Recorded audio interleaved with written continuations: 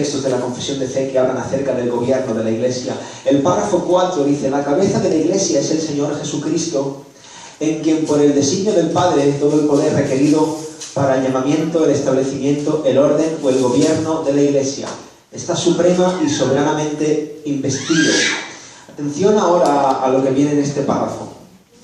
Yo personalmente no estoy de acuerdo con lo que viene ahora. Creo que es equivocado decir lo que dice esta parte del párrafo. Sí estoy de acuerdo en la idea que viene detrás, y acabo de leer y lo explico. No puede el Papa de Roma ser cabeza de ella en ningún sentido, sino que él es aquel anticristo, aquel hombre de pecado e hijo de perdición que se ensalza en la Iglesia contra Cristo y contra todo lo que se llama Dios, a quien el Señor destruirá con el resplandor de su venida. Hago un paréntesis importante. Debemos entender que cuando se escribe esta confesión de fe es el siglo XVII, en un contexto muy hostil para la gente que quería salir o que salía, que era protestante con la Iglesia Católica y que estaba sufriendo unos abusos muy grandes de poder religioso por parte de la Iglesia Católica Romana. Es en este contexto en el que se escribe este párrafo. Yo no creo que el Papa de Roma sea el anticristo, pero sí creo que de alguna forma todo aquello que se hace pasar o que quiere ser sustituto de Cristo y que se hace pasar por Dios en el lugar de Dios, cualquier cosa, cualquier idea, es un tipo de anticristo. Y hoy no es el tema, podemos tocarlo en otra sesión.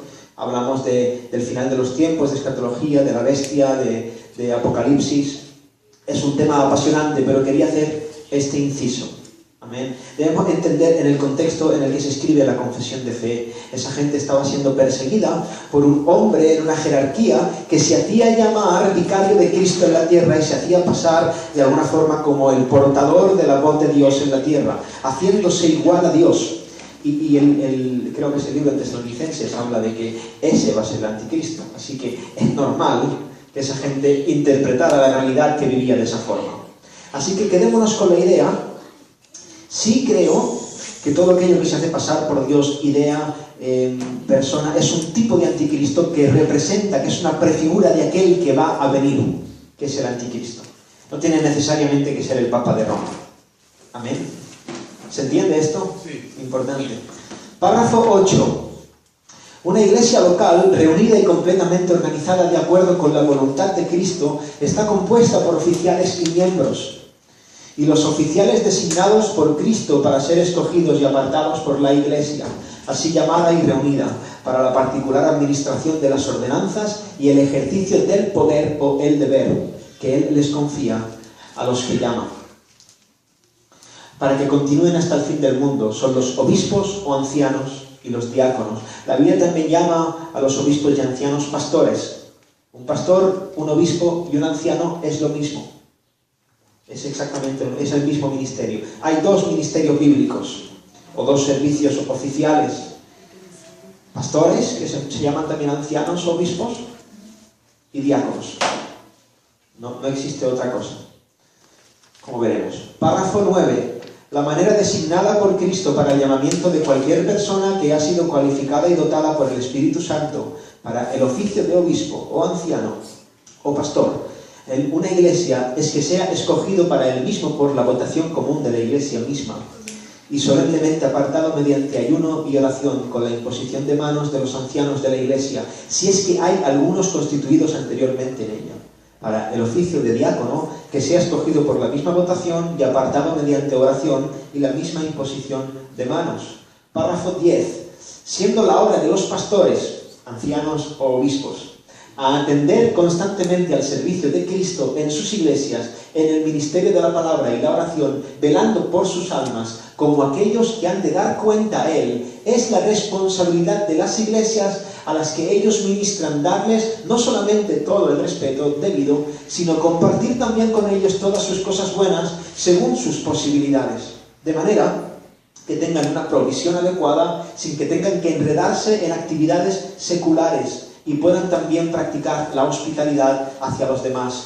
Esto lo requiere la ley de la naturaleza y el mandato expreso de nuestro Señor Jesús, quien ha ordenado que los que predican el Evangelio vivan del Evangelio. Párrafo 11. Aunque sea responsabilidad de los obispos o pastores de las iglesias, según su oficio, estar constantemente dedicados a la predicación de la palabra, la obra de predicar la palabra no está tan particularmente limitada a ellos, sino que otros también dotados y calificados por el Espíritu Santo para ello, y aprobados y llamados por la iglesia, pueden y deben desempeñarlo.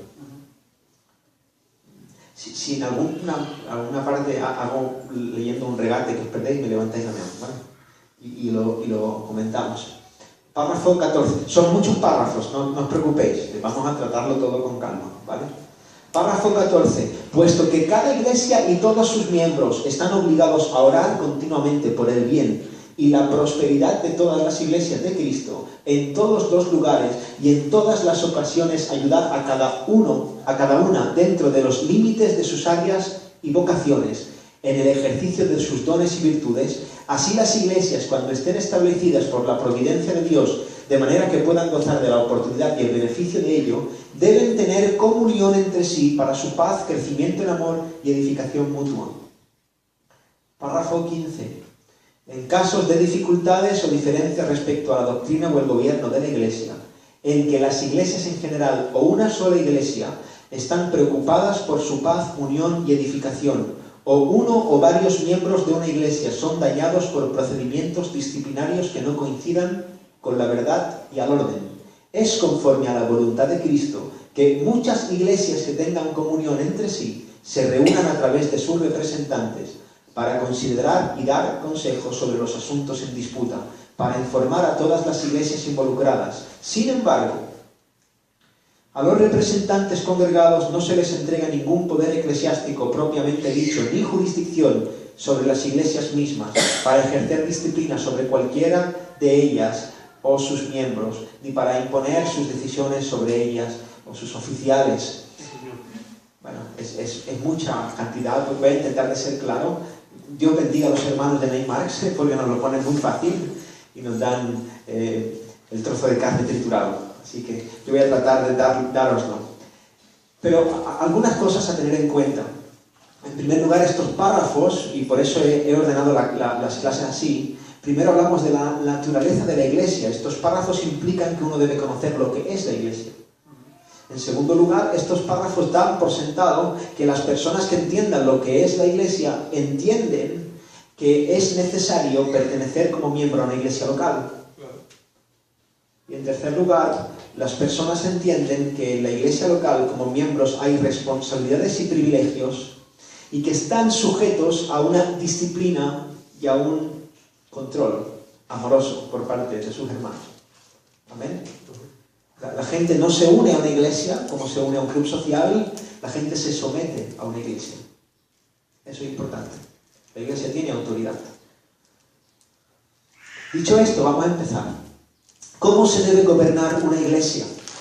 Ya tenemos una iglesia local, ya sabemos lo que es la iglesia, ya tenemos unos pastores, ya tenemos unos miembros, ya entendemos lo que es la disciplina. Ahora, ¿cómo se pone eso? ¿Cómo se pone la maquinaria en marcha? ¿Cómo se pone eso en obra? Y lo primero que tenemos que entender, y eso es el fundamento de todo, la cabeza de la iglesia es Cristo. Amén. Amén. Y cuando decimos cabeza, decimos la máxima autoridad, el que tiene la última palabra. Él es el que manda. Nadie puede ocupar ese lugar de absoluta autoridad. Amén.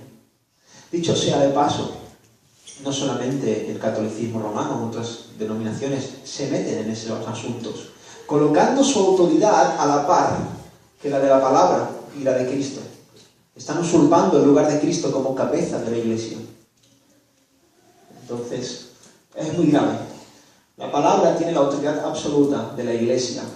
La iglesia debe regirse por la autoridad de la palabra de Dios. Ahora bien, en base a las Escrituras, ¿cómo debemos organizarnos en la iglesia? ¿Cuál es la manera de gobernar? Vamos a ver algún modelo de organización. Podemos ver el modelo católico y un modelo evangélico más común. Por ejemplo, el modelo católico podríamos verlo así, de esta manera. Hay una jerarquía. Hay un papa, hay unos cardenales, unos arzobispos, unos obispos, un canónico, vicario, padre. Y cada uno depende de la autoridad del de arriba, pero al final se va haciendo lo que dice el de arriba. Yo lo estoy resumiendo, no es tan sencillo, pero un poco va por ahí. De hecho, hay una doctrina católico-romana que dice que cuando el Papa da o declara algo sobre un asunto, él es inerrante, él no puede equivocarse, él es infalible. Así que si mañana dice, por ejemplo, que la Virgen María era rubia y tenía los ojos azules, eso se entiende como un católico al uso, como si la Escritura lo dijera. Es palabra de Dios. ¿Entendéis? Hay una autoridad jerárquica. Y es lo que rige el modelo católico. Pero el modelo evangélico más común no dista mucho. Aunque no tiene una infraestructura y una institución tan grande, no dista mucho de eso. Y podemos ver que hay un hombre que le dice algo al pueblo y el pueblo sigue a ese hombre. Y eso en parte es el modelo bíblico, pero en parte no. Eso en parte es el modelo bíblico, pero en parte no. No es que un hombre dicte lo que hay que hacer y un pueblo sigue al hombre ciegamente y de forma pasiva. Eso no es el modelo bíblico. Y eso cuidado, porque es el modelo que emplean la gran mayoría de iglesias evangélicas. O sea que no estamos tan distantes. A veces hablamos de los católicos como, uy, no, espérate. Mirémonos y seamos autocríticos. Esto pasa, y esto no es de Dios, no es bíblico, como veremos. Otros modelos puede ser el modelo democrático. Cada vez pasa más también en las iglesias evangélicas. Y es al revés. Es el pueblo diciéndole al predicador lo que tiene que decir y está gobernado por gente. Eso no es de Dios. Hay un consejo de ancianos, un consejo de administración, unos vocales, y al final ellos son los que mandan, llevan la tutela, y el predicador desde el púlpito tiene las manos atadas diciendo lo que el pueblo quiere que diga. Y no tocando los temas que no quiere el pueblo que se toquen. Eso tampoco es modelo bíblico. ¿Cuál es el modelo que nos presenta, creemos nosotros, que nos presenta la Escritura? Es el modelo congregacionalista guiado por ancianos. Y podríamos representarlo con esta imagen. Podríamos decir que todos están involucrados, hay gente que se involucra más, gente que menos, pero todos están involucrados y el que dirige, el que guía, está entre ellos. Es uno más, simplemente desempeña otro papel. ¿Se entiende? Un asunto importante. Ahora, ¿por qué es tan importante que alguien que no ejerza ningún tipo de ministerio oficial? Por ejemplo, mi esposa, ella no es pastora, no creemos en el ministerio pastoral de la mujer en esta iglesia. Ella nunca va a ser pastora. Ella nunca va a ser diaconisa. Ella nunca va a ejercer un ministerio de enseñanza público en la iglesia. Pero ¿por qué es tan importante que ella conozca cuáles son las bases del liderazgo bíblico que se describe en la iglesia local? Pues vamos un momento a Hebreos y vamos a dar esa respuesta. Hebreos 13, 17 nos dice...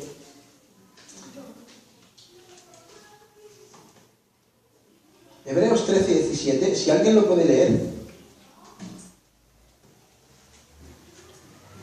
Obedeced a vuestros pastores y sujetaos a ellos, porque ellos velan por vuestras almas, como quienes han de dar cuenta, para que lo hagan con alegría y no quejándose, porque esto no es provechoso. Amén. Mira, este versículo no solamente implica que yo me deba someter a mi pastor, también implica que yo debo saber cómo mi pastor debe ejercer autoridad sobre mí. ¿Entendéis? Y esto es provechoso. Entonces, nos dice que debemos ayudar. Vamos a escribir eso en nuestra hojita. En el primer apartado, la palabra ayudar. Dice que debemos ayudar, debemos cooperar. No ponerle las cosas difíciles al pastor. El pastor se nos está quedando cada vez más viejo. Hermanos, cada vez tiene más canas nuestro pastor. Y menos hablar. Hombre, ya. Hay que poner las cosas fáciles. Y yo soy culpable de bastantes canas. Y yo. Bastantes de las canas del Francisco son mías. Y yo. Nos dice que debemos ayudar a nuestros líderes, nuestros pastores, a conducir. Eso lo haremos mejor si entendemos cómo se supone que deben conducir. Estamos en una iglesia bautista, por lo que todos reconocen que los miembros, escribimos esto, miembros, ¿A quién le pasa el bolígrafo a Nerea? Miembros de la congregación tienen autoridad para tomar decisiones. Toma ya. Si tú eres un miembro de esta iglesia, ya ahora veremos con más detenimiento qué significa esto. Si tú eres un miembro de esta iglesia, tú tienes voz y voto aquí. Tú tienes un tipo de autoridad aquí. No se trata de un hombre haciendo lo que le da la gana, tampoco se trata de un pueblo haciendo lo que le da la gana. Se trata de que cada uno ejerza su papel, pero tú tienes un papel y debes conocer cuál es. Además de nuestros líderes, seleccionamos una iglesia en parte en función de si son fieles a la Escritura, en la forma en que se estructura su liderazgo. Aquí está el versículo. Vemos cómo es una cuestión de autoridad de la iglesia. ¿Habéis copiado esto? Vale, me espero 6 segundos. 1, 2. No, solamente lo que está subrayado, lo que tenéis ahí, lo pongo para que no tengáis que copiar mucho tampoco. Es copiar, ayudar, líderes, conducir, miembros, tienen autoridad para tomar decisiones, palabras clave.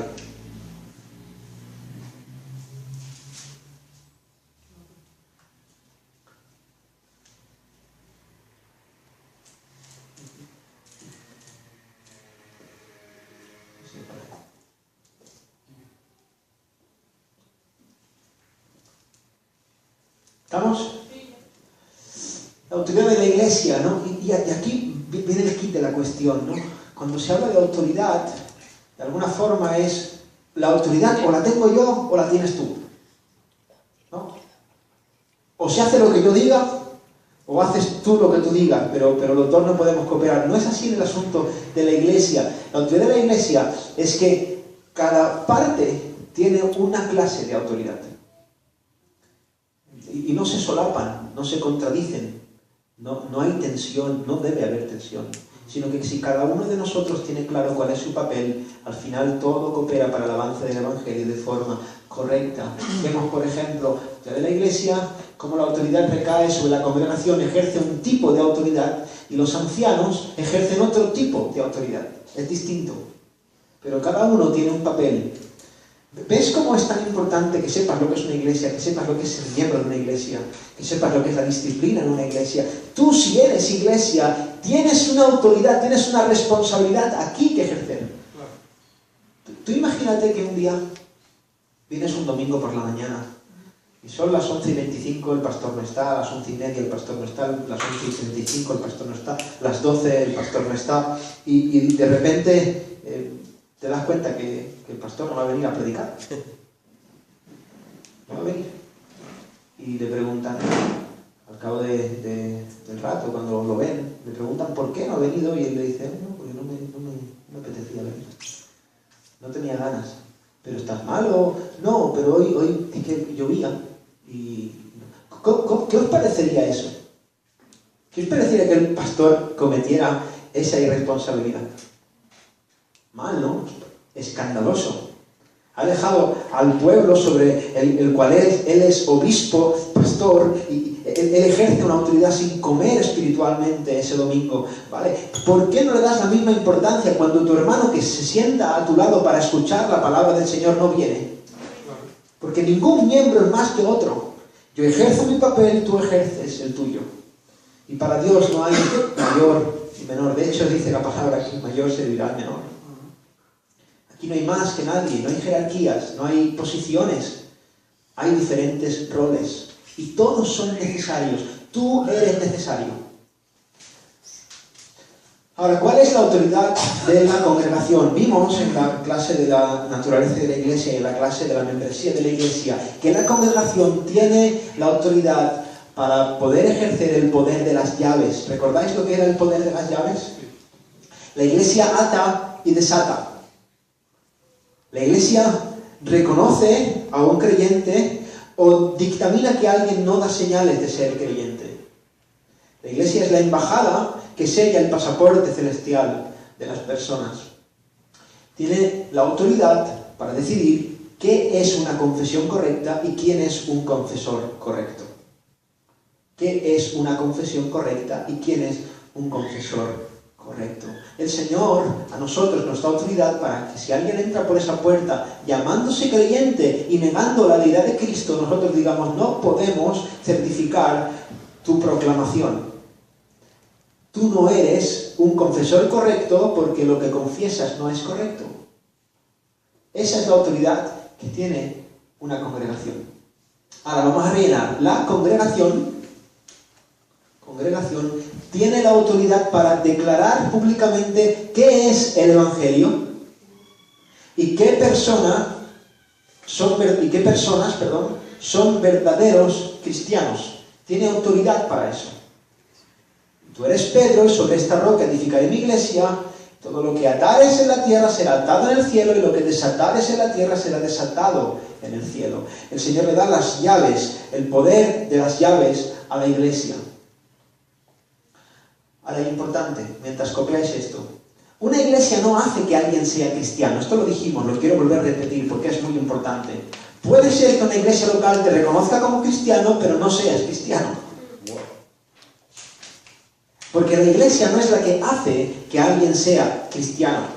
La iglesia lo que hace es examinar, tiene la responsabilidad de examinar la profesión de fe y la vida de alguien y declarar públicamente, este que tengo al lado es un ciudadano del reino. Puedo confesar públicamente que esta persona es mi hermano en Cristo. Ahora, Pablo a veces se equivocaba. Juan se equivocaba. Demas me ha desamparado amando más este mundo. Juan decía, salieron de nosotros porque no eran de nosotros, porque si hubieran sido de nosotros, hubieran permanecido con nosotros. La iglesia no hace cristianos, la iglesia reconoce cristianos. ¿Se entiende? Muy importante. Ahora, si tú declaras que eres cristiano, pero ninguna iglesia local puede dar fe de eso, es como si alguien dice que es español, pero no tiene carnet de identidad. No tiene pasaporte. Una embajada no te hace español, una embajada te da el pasaporte, para que tú puedas decir a las naciones, yo soy español. ¿Se entiende esto? Eso es lo que hace la iglesia local. Hablando del texto de Pedro, importante. Ahora, la autoridad de la iglesia no se trata de una democracia. No se trata de votarlo todo, no se trata de que la congregación decida acerca de las pequeñas cosas y de que todo sea costoso, difícil. Imaginaos que para cualquier decisión de la iglesia tuviéramos que hacer votaciones, preguntar a todo el mundo. Ahora somos 10, pero imaginémonos que ya sería dificilísimo. Imaginémonos que fuéramos 200. Y ahora para decidir el color de las cortinas tenemos que hacer una votación. Y ahora eso no es así, eso no es de lo que se trata la autoridad de la iglesia. La autoridad de la iglesia tiene la capacidad y la responsabilidad de preservar el evangelio y el testimonio con responsabilidad bíblica. Eso, escucha bien, eso no es responsabilidad de tu pastor. Únicamente no es responsabilidad de tu pastor, eso es tu responsabilidad si eres miembro de esta iglesia local. Ahora, déjame hacer un paréntesis aquí, no sé si después está escrito, pero una pregunta, ¿cómo vas a poder hacer eso como miembro oficial de una iglesia si no conoces correctamente las escrituras? Si no conoces el evangelio, si tú no puedes entender qué es una confesión correcta. Y animo aquí a todos aquellos que son miembros o van a pasar a formar parte de la membresía, cómete la Biblia. Es tu responsabilidad, por amor a Dios, a tus hermanos y al mundo, cómete la Biblia. Cómete la Biblia. Estudia para tener esa responsabilidad de preservar el evangelio. Ahora, a mí me encanta verlo así. La membresía en una iglesia es un trabajo, es un oficio.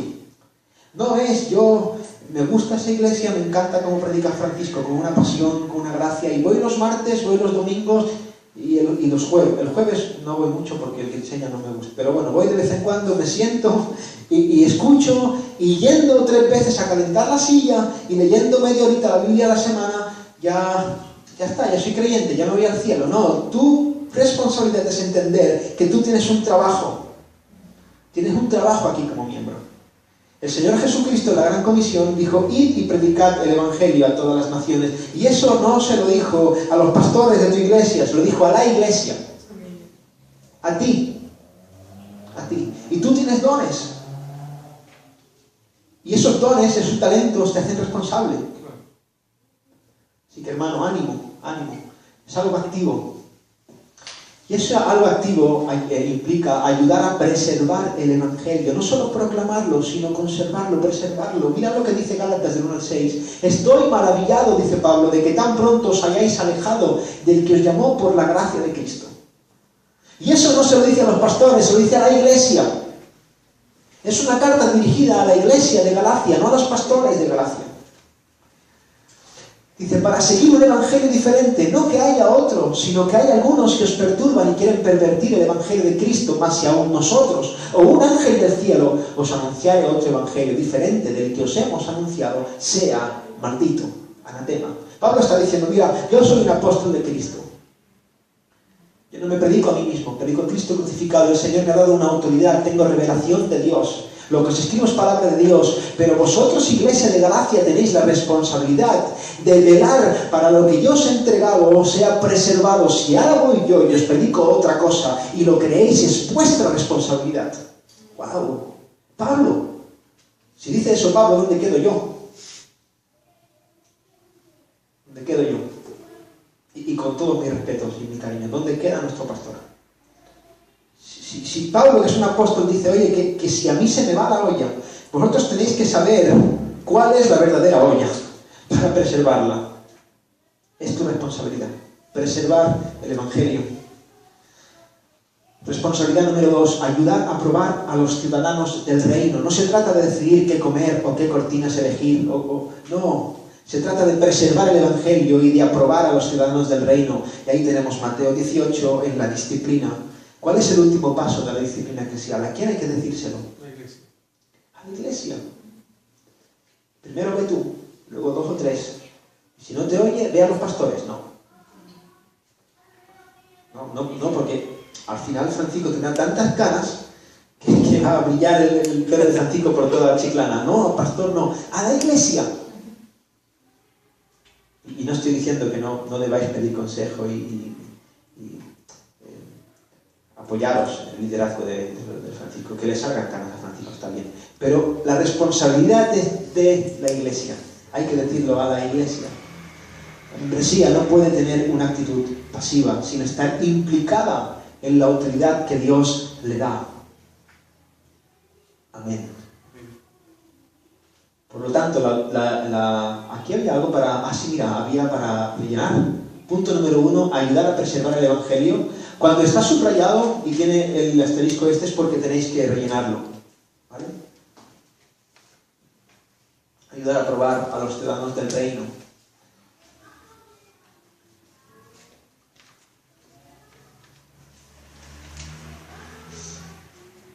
La congregación tiene la autoridad de... Y aquí también tenéis que rellenar esto. Proceso de disciplina. Es la autoridad de la congregación, de todos los miembros.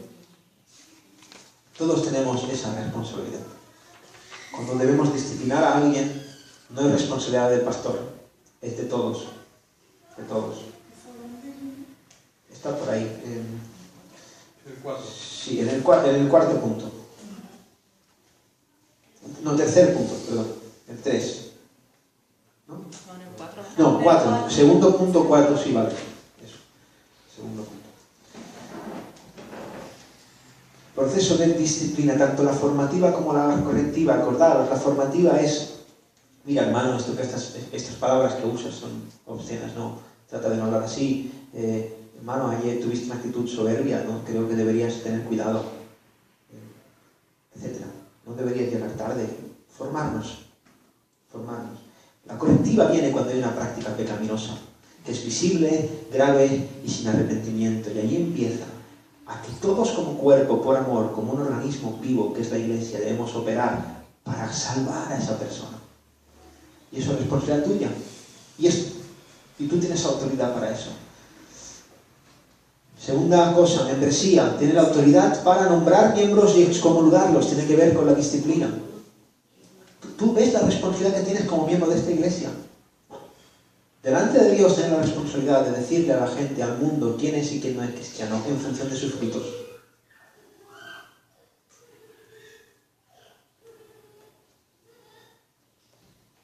me aterra tanto una cosa como la otra. Me aterra proclamar públicamente que Cristo ha muerto por alguien que no ha muerto. O al revés. O decir a alguien, no, Dios no te redimió cuando sí lo hizo. Qué responsabilidad, hermano. Que el Señor nos ayude. Preservar la sana doctrina, apuntad, preservar. Es tu responsabilidad conocer la Escritura y tienes autoridad para eso. Si yo predico un evangelio diferente, sea anatema. Cuarto punto.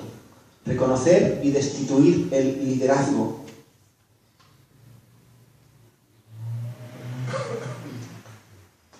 Reconocer y destituir es lo que tenéis que apuntar. Ancianos y diáconos. Si el Señor lo permite, yo seré nombrado oficialmente en esta congregación en noviembre como anciano de la iglesia, como pastor de esta iglesia. Vosotros tenéis primero yo tengo la responsabilidad de examinar mi vida, de ver cómo estoy. Pero vosotros como iglesia local tenéis que estudiar 1 Timoteo 3, carta a Tito, ver cuáles son los requisitos de los ancianos, de los pastores, y examinar mi vida para ver si yo cumplo, si yo soy esa persona. Porque sois vosotros los que vais a votar a favor o en contra de que yo ejerza ese papel, ese rol. Eso no me va a hacer más cristiano ni más que nadie. Simplemente me va a dar una autoridad diferente, por la cual yo debo estar capacitado por el Señor. Amén. Y debéis reconocerlo. De la misma forma, cuando un pastor, un anciano, un obispo o un diácono empieza a tener actitudes que son contrarias a lo que exige su ministerio, su rol dentro de la iglesia, tenéis la autoridad para quitar a esa persona. Qué fuerte, ¿no? Es muy fuerte. Esa gran responsabilidad requiere conocer el Evangelio. Y no hablo de conocer superficialmente, de forma profunda. Conocer. Conocer, como la palabra dice, que es conocer, ¿no? Intimar con el Evangelio. Muy bien. Intimar. Fíjate que incluso también nosotros entendemos que el ministerio de enseñar en la iglesia públicamente no está limitado a los pastores. Un pastor debe ser apto para enseñar. Eso es un requisito. Pero alguien que no es pastor también puede ser apto para enseñar y que se reconozca ese don y que enseñe. Así que debéis conocer el Evangelio. De hecho, a mí tengo muchas ganas, lo digo públicamente, de que algún miembro de esta iglesia un día predique. Me encantaría. Oro por eso. Saber la enseñanza bíblica con profundidad, un poco va a raíz de lo otro, ¿no? A raíz de conocer el Evangelio, saber la enseñanza bíblica. Conocernos los unos de los otros. Hermanos, esto es una comunidad de gente que interactúa. No es un lugar donde se viene 3 veces por semana, 1 hora. Hace poco había un par de personas que estaban asistiendo aquí y ellos llevaban varios meses asistiendo, no pedían la membresía y un día le dijeron a Francisco, mira, nosotros no podemos pedir la membresía porque no os conocemos. Y Francisco le contestó, ¿y cómo vais a conocernos si solamente venís el domingo 1 hora y os vais? Es imposible, ¿entendéis? Es verdad, tú no puedes pedir la membresía de una iglesia que no conoces a la gente, pero si tú no interactúas, si tú no sociabilizas con la gente, ¿cómo vas a conocerla? Y eso también va para los miembros, es tu responsabilidad conocer de manera íntima a la gente que hay aquí. Somos tus hermanos y queremos servirte, queremos conocerte, queremos cuidarte. Por último también, aunque no está puesto aquí, apuntar 4, sustentar la obra, es tu responsabilidad. Que el Evangelio avance en Chiclana de la Frontera no es responsabilidad del pastor Francisco solamente, es responsabilidad de todos. Y esto requiere un sustento económico. Tú debes activamente participar en eso, sustentar la obra del Señor.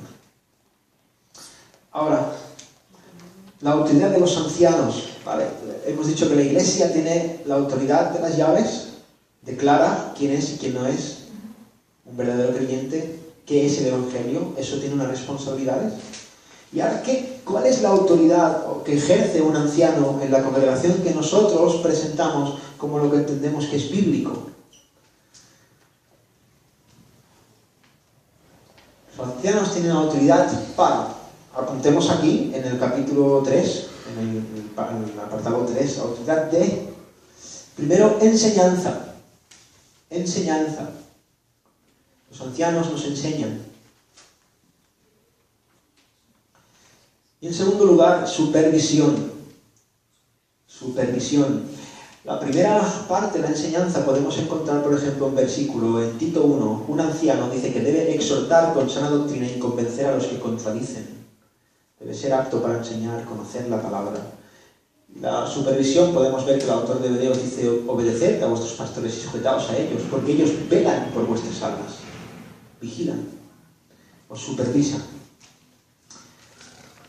Esto significa que, salvo en circunstancias extraordinarias, los ancianos utilizan su autoridad de la enseñanza y supervisión para dirigir a la iglesia en el uso de las llaves. Nosotros desde aquí lo que debemos hacer, y de forma personal, es equipar a los miembros de esta congregación, equiparlos con sabiduría bíblica, velar por sus almas, cuidarles, para que ellos puedan ejercer su autoridad y su responsabilidad en la congregación. Hacer un uso correcto de las llaves. Nosotros enseñamos la palabra para que vosotros actuéis en conformidad con la palabra. Esa es la sinergia. ¿Cómo vais a poder saber, cómo vamos a poder saber los miembros de la iglesia qué es el Evangelio y quién es el Evangelio si no podemos cumplir con esas responsabilidades? ¿Y cómo vamos a cumplir con esas responsabilidades si no nos enseñan? Y aquí, cuidado, estoy hablando de tu pastor, de los ancianos de la iglesia donde Dios te ha puesto. A mí me encanta YouTube, me encantan los libros de teología y animo a todo el mundo a que vea YouTube. De hecho, Sugel Michelén, un pastor que aquí nos amamos y nos gusta mucho, ha colgado 2 sermones acerca de la iglesia de crisiología que los ha predicado recientemente, que son una bendición. Y aconsejo a que lo escuchen. Pero tu pastor no es Sugel Michelén. Tu pastor es Francisco Correta. No, tristemente no. Alabado sea el Señor. Alabado sea el Señor. Es nuestro pastor y amamos, y el Señor debe darle esa sabiduría para conducirnos. Amén. Él es nuestro pastor. Debemos orar por él, sujetarnos a él. Cuidado con eso, cuidado con YouTube. No digo que esté mal, yo me convertí escuchando YouTube, me encanta YouTube, pero mi pastor es Francisco. Eso es importante tenerlo claro. Nuestros pastores nos equipan para que nosotros podamos hacer la obra. Ahora, ¿cómo lo hacen? El pastor tiene el ministerio de la palabra. Pongamos aquí, en el punto 1, ministerio de la palabra. El pastor debe conocer las Escrituras y exponerlas con madurez, enseñar y ejercer consejería bíblica. Alguien viene con un problema y yo lo dirijo a la Escritura para que esa persona después decida en conformidad a lo que yo le estoy marcando. Debo conocer la palabra y ser apto para enseñarla.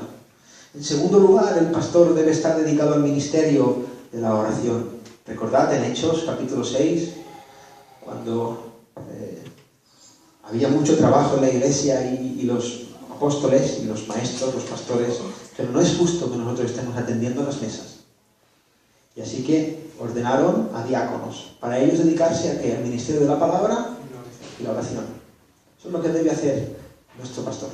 Orar por cada uno de nosotros, por él, y estudiar la Escritura para darnos de comer.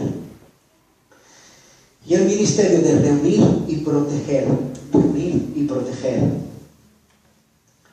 Él es el que toma las decisiones cotidianas, el que nos reúne, el que nos protege, el que nos dirige, el que nos conduce por la senda del camino estrecho hacia la ciudad celestial.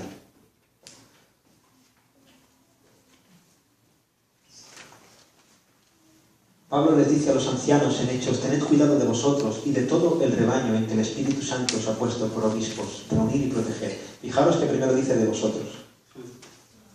Pablo después a Timoteo le dice: Timoteo, ten cuidado de ti mismo y de la doctrina.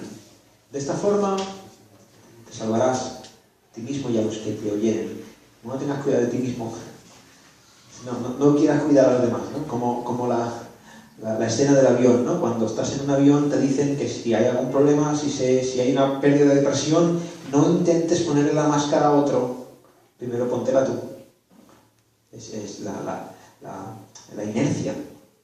Imaginaros que vamos con alguien que queremos, con nuestro hijo pequeño, y yo tendría esa inercia. Yo le quiero colocar la máscara a él primero. Dicen, no hagas eso, porque en el proceso, como te desmayes, no te has colocado la máscara tú ni él. Póntela tú, y luego salva, y luego ayuda. Dice Primera de Pedro, apacentad la grey de Dios que está entre vosotros, cuidando de ella, no por fuerza, sino voluntariamente, no por ganancia deshonesta, sino con ánimo pronto, no como teniendo señorío sobre los que están a vuestro cuidado, sino siendo ejemplos de la grey, y cuando aparezca el príncipe de los pastores, vosotros recibiréis la corona incorruptible de gloria. Amén. Nuestros pastores nos cuidan, amén, están con nosotros. Ellos deben tener cuenta de los débiles, los que están luchando, a los rebeldes, los lobos con piel de oveja. Deben estar alerta. Eso es lo que hace un pastor. Ir a buscar a la oveja que se ha perdido. Vendar las heridas de la que se ha herido. Qué bonito. Es un don, hermano. Un don que el Señor da. Y los miembros deben someterse y seguir a sus líderes piadosos. Ellos deben obedecerles, como dice Hebreos, seguir su ejemplo, como dice Hebreos. No ser rebeldes, no ser contestones, no murmurar, no chismorrear. Y el pastor, yo personalmente tengo esa tendencia. Yo creo que esa tendencia la tiene todo el mundo. Santiago, no en vano, Santiago le dedica bastante versículos a hablar de la lengua. Cuidado con la lengua. Y el pastor es la diana preferida de Satanás en una iglesia. Cuidado con eso. Cuidado. Cuando algo no vaya bien entre el pastor y tú, ve al pastor, habla con él. Que haya salud. Porque al enemigo le interesa mucho que tu relación con tu pastor sea un fracaso. ¿Por qué? Porque él es el que vela por tu alma, el que apacenta la grey del Señor, el que te da de comer espiritualmente. Tengamos eso en cuenta. Los ancianos están ahí para equiparnos mediante la enseñanza, la oración y protección para hacer el trabajo del ministerio y ser fieles a Jesús. Ahora veamos Efesios, y es muy claro aquí cómo opera esta verdad. Mira lo que dice. Y él mismo, Dios, constituyó a unos apóstoles, a otros profetas, a otros evangelistas, a otros pastores y maestros. Cuidado, porque aquí la conjunción y en el griego no es otra cosa diferente, sino de alguna forma sería parecido a lo que en castellano es un guión. Pastores, guión, maestros. Eso sería la traducción moderna. Es una conjunción que une, no que distingue los dos ministerios. Pastores y maestros. Un pastor es un maestro también. Tú puedes ser maestro y no ser pastor, pero aquí va unido, pastores y maestros, a fin de perfeccionar a los santos para la obra del ministerio. Fijaros, ¿quién hace la obra del ministerio? ¿Quién hace la obra del ministerio? A fin de perfeccionar a... Versículo 12, ¿estáis aquí? A los santos. ¿Quién hace la obra del ministerio? ¿Los santos? ¿Amén? La obra del ministerio no la hacen los apóstoles, los profetas, los evangelistas, los pastores, también. Pero ellos tienen como función, los pastores y maestros, perfeccionar a los santos para la obra del ministerio.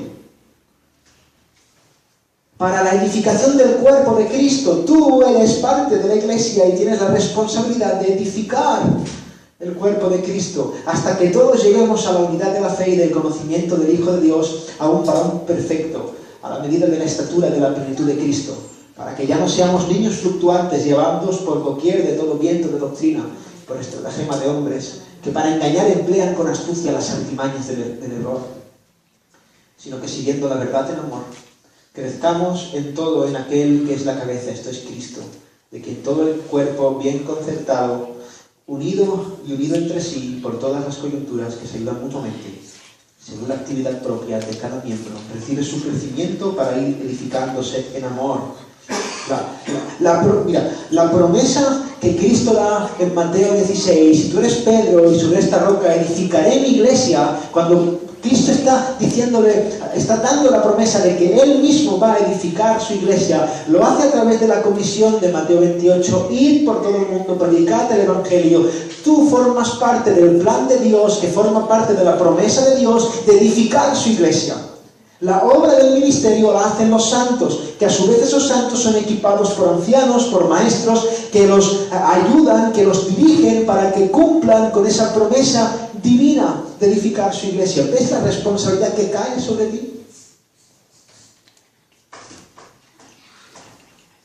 Por la gracia de Dios, el Señor ha escogido de lo vil y lo menospreciado, de lo que no vale, para llevar a cabo un plan perfecto.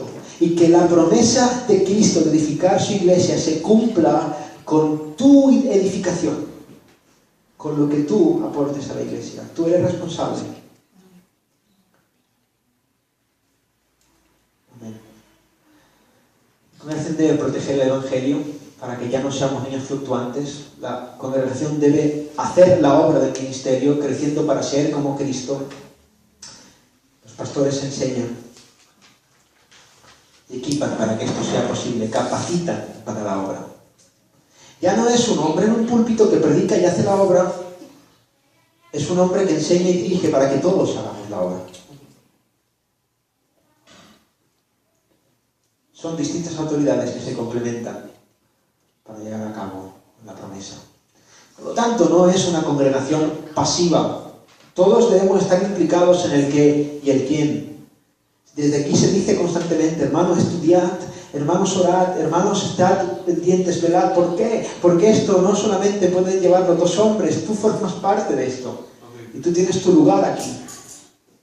Imaginaros, esto es una congregación al uso. Normalmente pasa eso. Hay un hombre que está acabando, está haciendo la obra y los demás miran.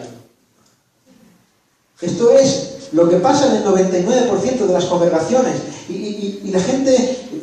No crecemos y empiezan a hacer cámaras y hacer eventos y hacer proyección de cine en la iglesia y hacer conciertos y hacer baile y danzas y vestirse de payasos y no sé qué más historias. Se inventan un montón de fórmulas para atraer a la gente a la iglesia mientras están sentados y un hombre está predicando y haciendo, es el único que pica. ¿Qué os parece si en lugar de eso no nos ponemos todos a remar hacia un mismo camino? Y créeme, no te van a hacer falta los payasos, no te van a hacer falta los conciertos, ni las tardes de cine en la iglesia, que yo particularmente, quien quiera hacerlo, que lo haga, pero no como estratagema para ganar almas obedece a Dios. ¡Aleluya! Y el Señor añadirá a su iglesia a los que tengan que ser salvos. Amén, yo lo creo. Todos como un cuerpo, siendo impacto en este mundo, obedeciendo el Evangelio, estudiando el Evangelio, creyendo el Evangelio. Tú formas parte de la promesa de Mateo 16. Levántate, iglesia. Ahora, tampoco se trata de una congregación todopoderosa, porque los hombres somos así, las personas somos de extremos. Y ahora podemos caer en el error de pasar de la parsimonia absoluta que el pastor haga, y yo hago lo que me diga el pastor y soy una ovejita obediente, ahora verás tú, yo soy más que un pastor. No se trata de una congregación todopoderosa, no debe entenderse como una democracia, no se debe tratar de imponer tu propia decisión. Aquí no va, el asunto no va de ti ni de mí, ni de tus opiniones, ni de las mías. Se debe ejercer con responsabilidad y temor de Dios. Tú tienes una autoridad, una responsabilidad que debes ejercer con temor, así como los que enseñamos, los que estamos ejerciendo el pastorado. Las autoridades trabajan juntas casi siempre. Ahora, en situaciones extremas, cuando hay problemas graves de herejía, de pecado, de comportamientos obscenos, cuando hay motivo para división, la congregación tiene la responsabilidad de actuar, sea quien sea. Si yo mañana empiezo a predicar un evangelio diferente, yo debo ser removido de mi cargo. Y si no lo soy, Dios te va a pedir cuentas a ti. Claro. Me encanta cómo Pablo responsabiliza a la gente que es engañada. Él dice que por eso Dios les envía un espíritu engañoso, porque no han obedecido a la verdad. Es tu culpa que te prediquen el evangelio de la prosperidad y te lo tragues. Porque a ti se te ha dado la palabra y tú tienes la responsabilidad de conocer el evangelio. Es tu culpa que te digan que el Papa es infalible y te lo tragues. Es tu culpa que te digan que Dios es un muñeco que sacan en procesiones y tú le rindas culto. Es tu culpa. Y por eso Dios permite que se levanten falsos profetas para ajusticiarte a ti. Esto es verdad. Es una verdad que duele, que nos mata el ego, pero es verdad. No tienes excusa, hombre, pues habiendo conocido a Dios, no le glorificaron como a Dios ni le dieron gracias, sino que se envanecieron en sus razonamientos. Profesando ser sabios, se hicieron necios y cambiaron la imagen del Dios incorruptible en semejanza de hombre. Y Pablo acaba diciendo, por lo tanto, oh hombre, no tienes excusa, porque la creación grita que Dios existe, que hay un solo Dios. Y la Escritura nos revela que el único intermediador, el único mediador entre Dios y los hombres es Jesucristo. Amén. Hombre. Y la Escritura te enseña cómo ser miembro, y te enseña cómo obedecer a Dios, y te enseña cómo ser marido, y te enseña cómo ser esposa, y te enseña cómo ser hijo, y te enseña cómo ser padre, y te enseña cómo ser verdaderamente creyente, que vaya a este mundo a predicar y a dar luz a las naciones. Y si tú no obedeces a lo que Dios dice, es tu culpa, tu responsabilidad. Los falsos profetas son un juicio de Dios.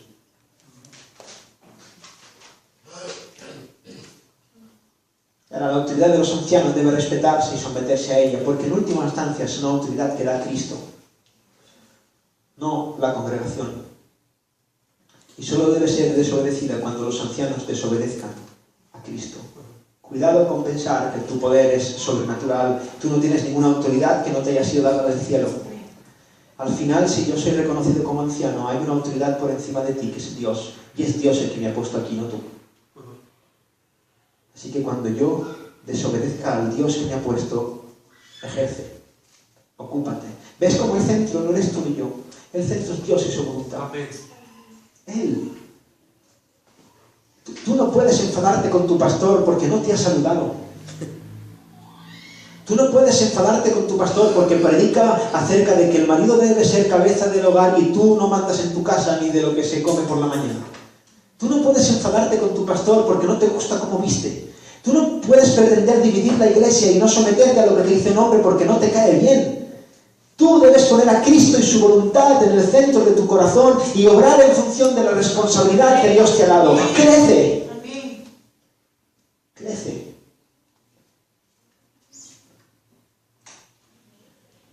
La meta del congregacionalismo guiado por ancianos es... Y ya me he perdido en el papelito este, soy un desastre.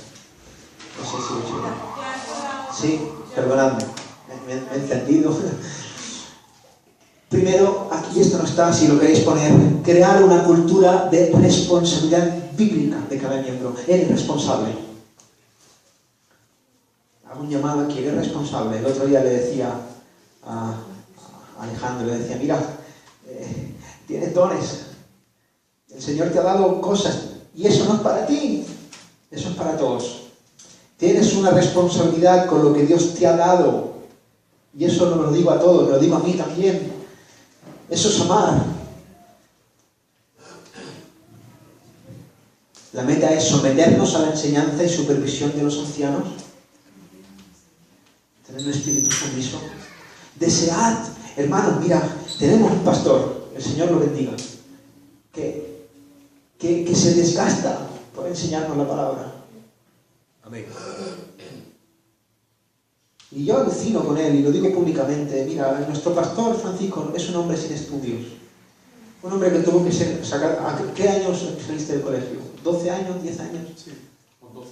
Un hombre que se pone a escribir y hace más falta de ortografía que letras. ¡Amén! Gracias, hermano, lo está arreglando. Y puedo seguir. Esto es una venganza encubierta. De verdad, escuchad. Y ver cómo el Espíritu Santo capacita a mi hermano y le da profundidad teológica y carga por las almas, y culto martes, y culto jueves, y ahora el sábado por la tarde, en lugar de quedarme en mi casa y ver una película, vengo aquí y os ministro la palabra y os enseño. Hermano, aprovechadlo. No se trata de saber, de ser visto, de tener mucha cultura, de tener una carrera, un máster en teología. Se trata de tener un corazón que arda por el Señor. Aleluya. Punto. Amén. Y el Señor te capacitará. Amén. Amén. Amén. Ser equipados por los ancianos para ejercer nuestras responsabilidades. Debes anhelar la enseñanza. Yo recuerdo cuando me convertí al Señor. Mi primer pastor, Mark Bermúdez. Yo creo que el hombre tuvo algún intento de suicidio. Por mi culpa.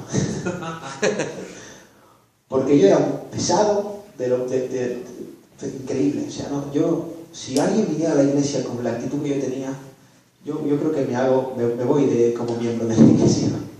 De verdad, o sea, cada día que lo veía lo abordaba. Lo invitaba a cenar, lo invitaba a desayunar, me apunté al mismo gimnasio que él para estar con él, me compré una libreta, iba leyendo la Biblia y todo lo que no entendía, cualquier cosa la apuntaba. Y me sentaba, Marc, ¿esto qué significa? Y yo me ponía, madre mía, ya está otra vez empezado. Pero yo sé que esa actitud es la correcta. Y yo sé que él lo agradecía como pastor. Nos encanta a la gente que está puesta para enseñar la Escritura, que haya hambre de la palabra. Lo amamos al Marc. Y amamos a Marc con Amén. todo nuestro corazón. Amén.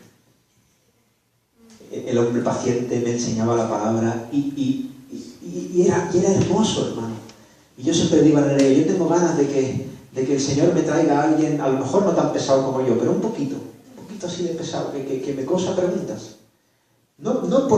Sino por yo ver el celo del Señor encendiendo un alma y queriendo saber lo que dice la Biblia. Y cuando algo no le cuadra, me viene y me lo pregunta, ¿esto por qué? Qué preciosidad, hermano. Yo te digo una cosa, aquí tienes eso. Tienes hombres, al igual que mi hermano Marc, un pastor versado en la palabra. Tienes hombres aquí que se dejan la piel para estudiar su palabra, para estudiar la voluntad del Señor y que pueden enseñarte. Aprovechalo. Aprovechalo. Y ahora todos juntos, los ancianos y los no oficiales, trabajemos como un solo cuerpo para el avance del Evangelio. Y eso, hermano, es santidad. Gobierno congregacional más liderazgo de ancianos igual a discipulado. Igual a crecer juntos en gracia. Igual a crecer juntos en el conocimiento del Evangelio. Igual a que el Señor añada de forma soberana a las almas y estar equipados para toda buena obra. Y el discipulado trae santidad. Y la santidad impacta a este mundo. Hermanos, es tu responsabilidad.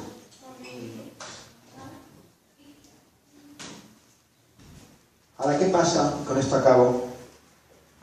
Cuando este gobierno no termina de ponerse de acuerdo, pasa algo, cualquier situación, hermano, es nuestro deber tener comunión con otras iglesias sanas y poder acudir a ellos.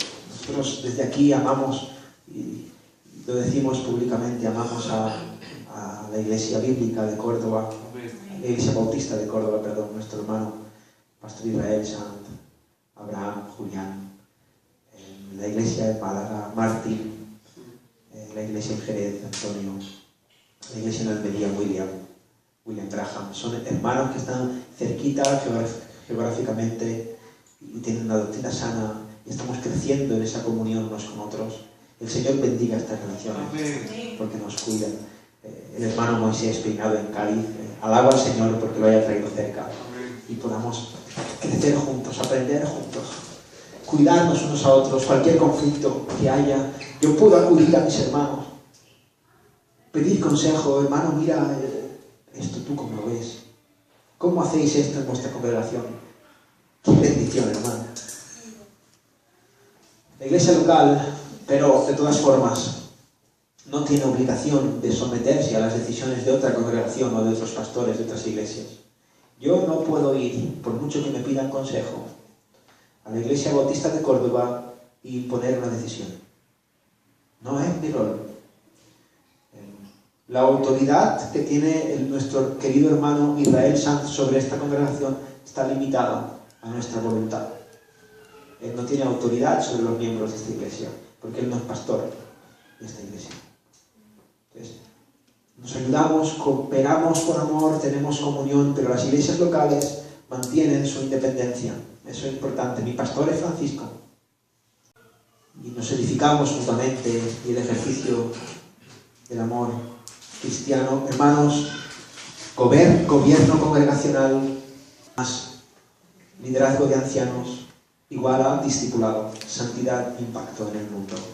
El Señor nos ayude a crear una cultura de responsabilidad como miembros, cada uno en el lugar donde Dios le ha llamado y con los dones que Dios le ha llamado, ejerzan para el avance del Evangelio.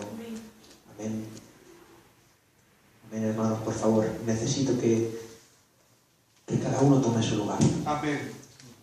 Y no se trata de capacidad, es de actitud. Amén. Amén. Amén. Vamos a orar y pasamos a las preguntas.